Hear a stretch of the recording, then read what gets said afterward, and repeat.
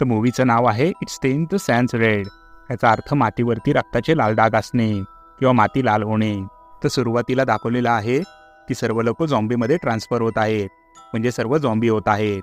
त्यामुळे मॉली आणि निक हे दोघंही शहर सोडून चाललेले असतात. कारण निकचा मित्र हा एअरपोर्टवरती थांबलेला असतो, कारण की ते मेक्सिको सिटीला जाणार असतात. कारण मेक्सिको सिटी ही एकच अशी होती की तिथं झॉम्बींचा अटॅक झालेला नव्हता. त्यामुळे ते सर्व मेक्सिकोला जाणार होते. त्यामुळे न थांबता निक हा गाडी चालवत आहे, कारण की त्यांना लवकर एअरफील्डवरती पोहोचायचंय. पण सतत प्रवास केल्यामुळे मॉलीच्या तब्येतीला त्रास होऊ लागलाय. म्हणून निक थोडा वेळ गाडी बाजूला घेतो. पण त्याच्या लक्षात येतं की गाडीचं चाक हे रेतीमध्ये अडकलेलं आहे. गाडीचे चाक हे जास्त आतमध्ये रुतलेले होते, त्यामुळं गाडी बाहेरच येत नव्हती. असं करून त्या दोघांनाच गाडीच्या बाहेर यावं लागलं. त्याच्यामुळे निक हा मॉलीवरती चिडू लागला की जर तिने गाडी थांबवायला लावली नसती तर आतापर्यंत आपण खूप पुढे निघून गेलो असतो. म्हणून निक त्याच्या मित्राला फोन करू लागला की आम्ही रस्त्यातच आहो, लवकर तिथं पोहोचतोय म्हणून. आणि तेवढ्यातच निकला दिसते की रस्त्यातून कोणतरी चालत येत आहे, पण हिरोईन गोड आहे. पण तेवढ्यात निकला दिसतं की तो कोण प्रवासी नसून एक झॉम्बी आहे. निक पळत जाऊन गाडीमधनं त्याची गन घेऊन येतो झॉम्बीला मारण्यासाठी. पण तेवढ्यात गडबडीमध्ये त्याचा फोन खाली पडतो आणि त्या झॉम्बीला शूट करतो. पण त्याला हे माहीत नसतं की ही वाईस सिटी गेम नाहीये, कारण की झॉम्बीला मारण्यासाठी हेडशूट करावा लागतो. कारण जोपर्यंत त्याच्या डोक्यात गोळी बसत नाही तोपर्यंत झॉम्बी मरत नाही. त्यामुळं तो झॉम्बी परत उठून त्यांच्याकडे यायला लागतो. मग ते घाबरून परत गाडीमध्ये जाऊन बसतात, कारण त्यांच्याकडे दुसरा काही पर्यायच नसतो. पण तो झॉम्बी तिथंच थांबलेला असतो त्यांना खाण्यासाठी, कारण की गाडी ही आधीच रेतीमध्ये अडकलेली होती. त्यामुळे त्यांना कुठे जाताही येणार नव्हते. आता तर रात्र झालेली होती, तरीही तो झॉम्बी त्यांचा काय पिछा सोडत नव्हता. खूप दिवसाचा उपाशी असेल कदाचित. आणि त्याच्यात गन काढताना निककडून गडबडीमध्ये मोबाईल पडला होता. त्यामुळे तो कोणाला कॉन्टॅक्टही करू शकत नव्हता, नाही मदत मागू शकत होता. तेवढ्यात मॉलीला दिसते की तो झॉम्बी तिथून गायब झालाय, म्हणजे तो तिथं नाहीये. मग मॉली आणि निक फोन शोधण्यासाठी बाहेर येतात. तेवढ्यात मॉलीला फोनही सापडतो, पण फोनचा मालक हा राहत नाही, कारण की तो झॉम्बी येऊन निकला मारून टाकतो. आता मॉलीकडे एकटं पुढे जाण्याशिवाय काय पर्याय नव्हता. आता मॉली फोनचं नेटवर्क शोधू लागते आणि निकच्या मित्राला फोन करते. पण निक मेला आहे ही त्याच्या मित्राला सांगत नाही आणि लवकरात लवकर ती एअरफील्डवर येणार आहे असं त्याला सांगते. पण त्याचा मित्र म्हणतो की आम्ही जास्त वेळ काही थांबणार नाही, तुम्ही दोघं लवकर नाही आला तर आम्ही निघून जाऊ म्हणून. मॉली जेव्हा मॅपवरती लोकेशन बघते तेव्हा तिला कळतं की ते 36 किलोमीटर आहे म्हणून. आता हे 36 किलोमीटर ती चालत जाण्याचेच ठरवते, कारण की तिच्याकडे दुसरा काही पर्यायच नव्हता. मॉली विचार करत पुढे चालली होती. तेवढ्यात तिला वरनं एरोप्लेन जाताना दिसले. मॉलीला वाटलं की निकचा मित्र त्यांना सोडून निघून गेला म्हणून, पण ते तिथं गेल्याशिवाय कळणार नाही. आता मॉलीचे पाणीही संपू लागले होते, तिच्याकडे जेवणही नव्हते. तिचं शरीर पूर्ण डिहायड्रेट व्हायला लागलं होतं. तेवढ्यात तिला तिच्या लहान मुलाची आठवण येते, कारण की मॉली ही सिंगल मदर आहे. आणि याच विचारामध्ये असताना तो झॉम्बी पुन्हा तिच्यावरती अटॅक करतो. मॉली घाबरून एका उंच दगडावरती जाऊन बसते, कारण की झॉम्बी वरती चढू शकत नाही. मॉली तशीच अन्न पाण्याविना त्या दगडावरती रात्र काढते. पण बघती तो झॉम्बी अजून तिथंच असतो. मग ती त्या दगडावरून उतरून पळू लागते, कारण झॉम्बीज हे पळू शकत नाही, ते फक्त हळूहळू चालत पुढे जात असतात. मॉली दगड उचलून त्याला मारण्याचा प्रयत्न करते, पण तो गोळीनी मेला नाही त्याचं दगडाने काय होणार आहे. त्यामुळे तो परत मॉलीच्या मागं लागतो. आता पळता पळता रात्र होते. मॉली आता आदल्या दिवशीच्या रात्रीप्रमाणेच एका दगडावरती रात्र घालवते आणि तो झॉम्बी अजूनही खाली असतो. पण आता मॉलीचं आणि त्याचं बॉन्डिंग वेगळं होऊ लागलं होतं. सकाळी मॉलीला निकच्या मित्राचा फोन येतो की आम्ही उद्या सकाळपर्यंत तुमच्या दोघांची वाट पाहणार, नाहीतर आम्ही एरोप्लेन घेऊन निघून जाणार म्हणून. त्यामुळे तुमच्याकडे फक्त आजचा दिवस आहे. असं म्हणून मॉली पुन्हा आपल्या प्रवासाला लागते. पण तो झॉम्बी काय तिचा पिछा सोडत नाही, तो तिच्या मागं मागच येत असतो. आता मॉली त्याच्याबरोबर गप्पाही मारू लागली होती आणि ती त्याला सारखं लांब जाण्यासाठी सांगत होती, कारण की मॉली आता चालून चालून खूप दमली होती, कारण गेले 2 दिवस तिने काही खाल्लेलं नव्हतं. त्यामुळे तिला खूप भूकही लागलेली होती.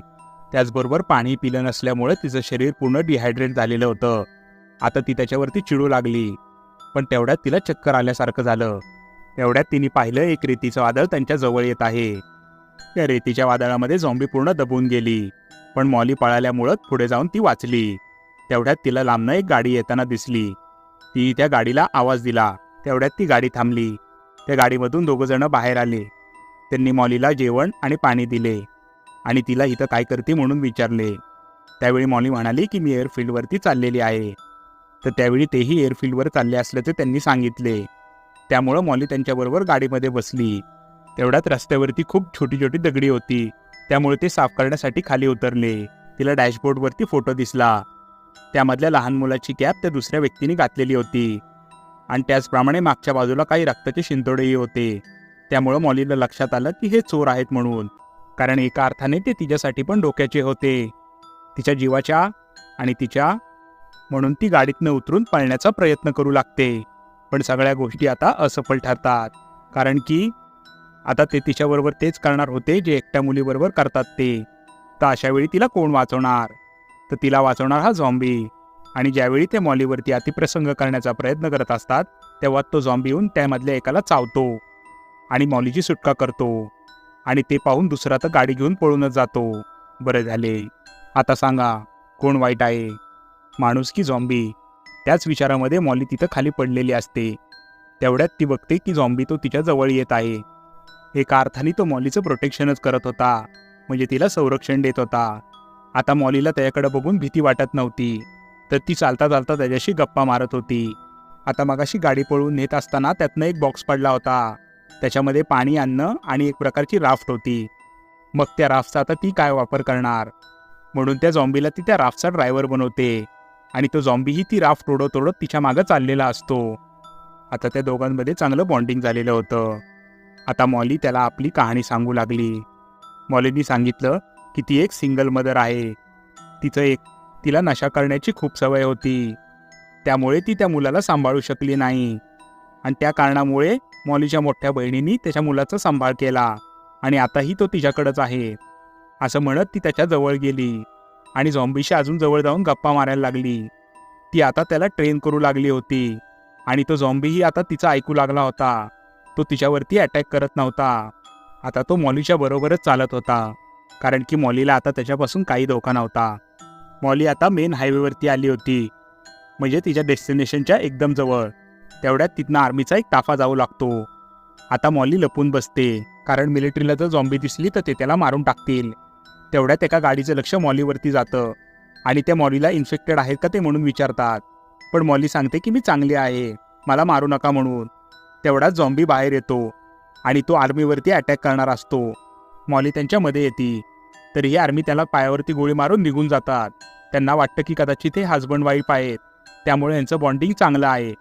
पण तरीही किती केलं तरी झॉम्बी तो झॉम्बी तिच्या बोटावरती बाईट करतो. ते बघून तिला खूप राग येतो, परंतु ती करणार काय, कारण की आता तीही इन्फेक्टेड होऊ लागली होती. म्हणून त्याच्यासाठी ती स्वतःचं बोट तोडून टाकते. अरे बापरे, कारण की ती इन्फेक्टेड होऊ नये म्हणून. तेवढ्यात तिला दिसतं की ती एअरपोर्टच्या खूप जवळ आलेली आहे, पण तिला झॉम्बीलाही सोडायचं नसतं. तीही त्याला बरोबर ओढत न्यायचा प्रयत्न करत असती, पण आता झॉम्बीच्या पायाला गोळी लागल्यामुळे त्याची हालत खूप वाईट झालेली असते. तो तुटक शब्दामध्ये मॉलीला मला फ्री करण्यास सांगत असतो. आता मॉली त्याला फ्री तरी कसं करणार, तर त्याचं हेड क्रश करून. आता त्याचं हेड क्रश केल्यानंतर मॉली पुढे जाऊ लागते, कारण की आयुष्य कोणासाठी थांबत नाही. तेवढ्यात तिला निकचा फ्रेंड दिसतो आणि तो म्हणतो की आम्ही तुमची कधीपासून वाट बघत होतो म्हणून. निकच्या मित्राला राग तर येतो, पण आता तो काय करू शकत होता. निघायच्या आधी मॉली तिच्या मोठ्या बहिणीला कॉल करते, पण कॉल करत असताना तो फोन ती उचलत नाही आणि जरा वेळाने तिचा मुलगा फोन उचलतो आणि तो त्याच्या रूममध्ये लपून बसला आहे असं मॉलीला सांगतो. आता मॉली सांगते की मी तुला घ्यायला येते म्हणून, तू धीर सोडू नकोस.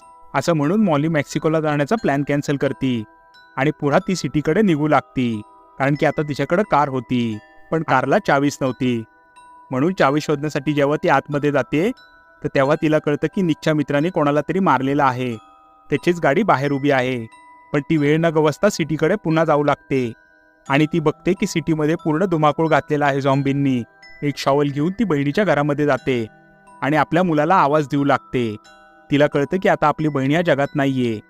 तेवढ्यात तिला तिचा मुलगाही सापडतो. आता तिच्या जीवामध्ये जीव येतो, कारण की ती त्याच्यासाठी आली होती, तो तिला जिवंत सापडला. पण तेवढ्याच झॉम्बींचा अटॅक तिच्या घरावरती होतो. पण ती आपल्या मुलाला स्ट्रॉंग राहण्यासाठी सांगते आणि झॉम्बीज आत येण्याची ती वाट बघू लागते आणि आत आल्यावरच इथं डायरेक्टरनी एंड आपल्यावरती सोडून दिलेला आहे.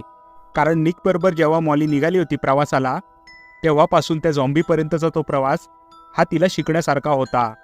त्याच्यामुळं आता तिला पळून काही फायदा नव्हता, कारण की तिला हेही माहीत नव्हतं की मेक्सिकोमध्ये सगळं चांगलं आहे किंवा नाही. त्याचप्रमाणे तिला निकच्या मित्रावरतीही एवढा भरोसा नसतो. त्यामुळे ती आपल्या मुलाबरोबर राहून इतर परिस्थितीचा सामना करायची ठरवते. तर मित्रांनो, कसं वाटलं तुम्हाला मूव्ही एक्सप्लेनेशन? मी मूव्ही एक्सप्लेनेशनचे बरेचसे यूट्यूबवरती चॅनल बघितले, पण ते फक्त हिंदीमध्ये आहे, पण कुठलंही मराठी चॅनल नाही. त्याच्यामुळं मी मूव्ही एक्सप्लेन हे मराठीमध्ये करण्याचं ठरवलं. त्याच्यामुळे मी अजूनही चांगल्या चांगल्या मूव्हीज मराठीमध्ये एक्सप्लेन करणार आहे. त्यामुळे चॅनलला लाईक करा, सबस्क्राईब करा आणि जास्तीत जास्त शेअर करा. आणि आता भेटूयात आपण पुढच्या कहाणीमध्ये अशाच कुठल्या तरी हॉरर आणि मनोरंजक चित्रपटाची कहाणी घेऊन. तोपर्यंत बाय.